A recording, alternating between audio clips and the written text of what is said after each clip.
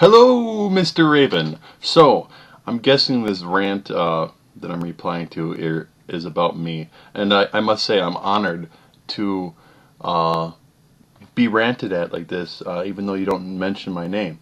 Anyways, I'm gonna talk about the things that you said here because I feel like doing that. Okay, have fun. So first thing, I'm going to reiterate my objection. The using a modern definition of words is key. We are talking to people who live in the modern world, and as such, using the proper words is very important here. The word atheist used to be used by the Greeks or the Romans, excuse me, and they were calling Christians atheists. That's not the way the word's used today. Same thing is true for the word gay. It no longer means happy.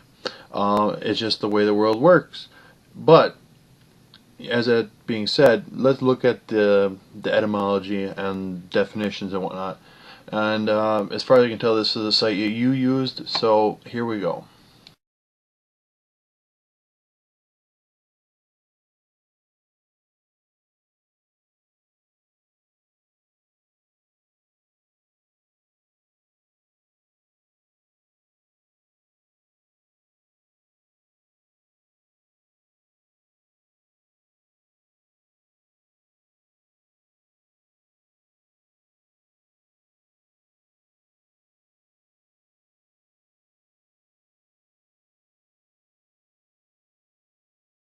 So that about does it.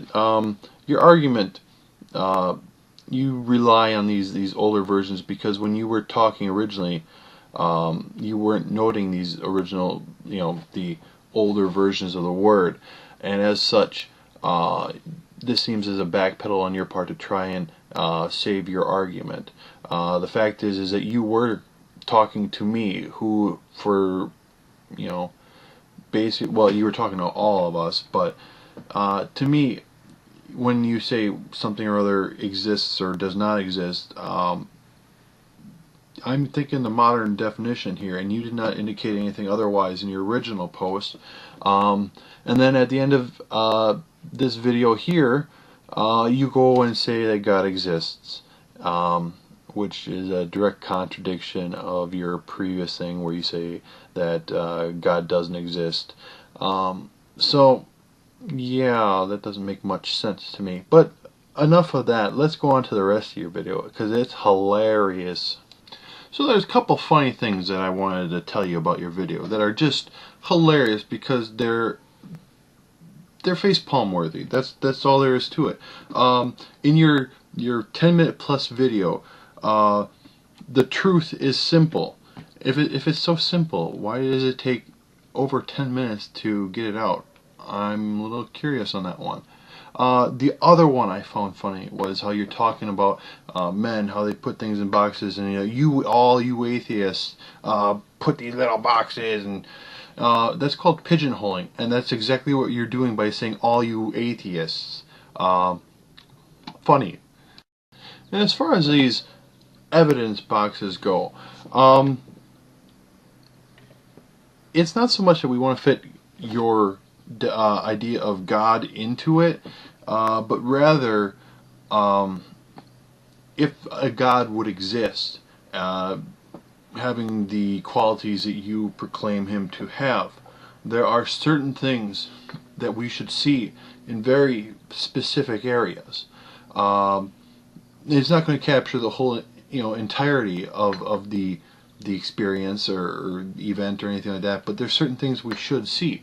For example, if a person says, I'm going to drive from one end of your street to the other, at some point, if I'm just paying attention to a little spot in front of my house, if I don't see that person, past that little spot in front of my house, driving, down my street, if they don't pass me on the street, then they didn't do it.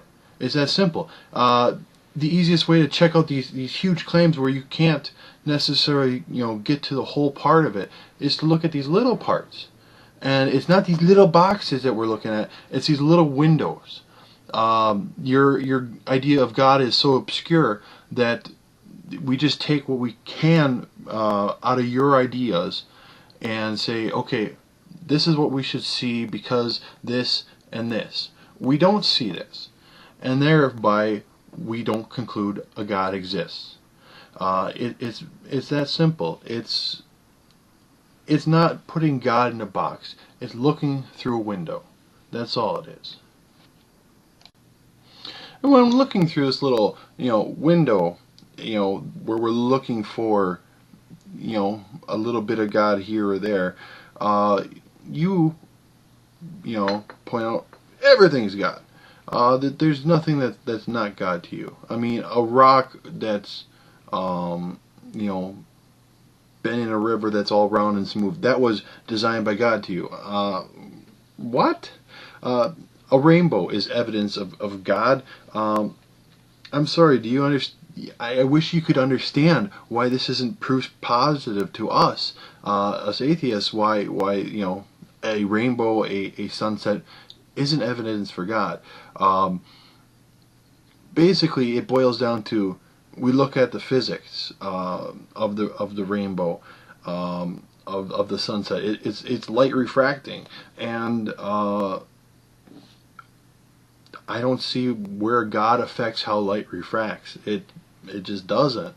The light refracts as it does, based on the way the universe is, the laws of the universe. Now, if you're going to say that God made these laws, this is another assertion that I would really, really love you to prove. And then, you actually prove that, not only would you probably win a Nobel Prize, but you'd actually be able to convince atheists that your God is actually real. You're arguing that God made the sunsets, or God made the trees and the flowers. It's just not cutting it. I'm sorry.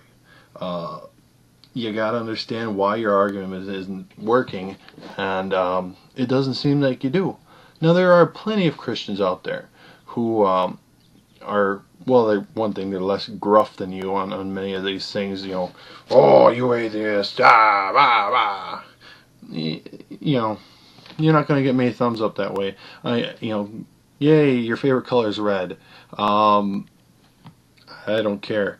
But there are Christians out there who have great rated videos. And how do they do it? They actually were, in my opinion, as I understand the Christian God, they were acting actually Christ-like. Unlike you. You say, shut down the pride of the mind. Coming from a guy who says he knows the truth. But at the same time, you also say, we know nothing. The more I came to know, the more I came to learn, the less I realized I knew. But yet at the same time, you assert you know the truth.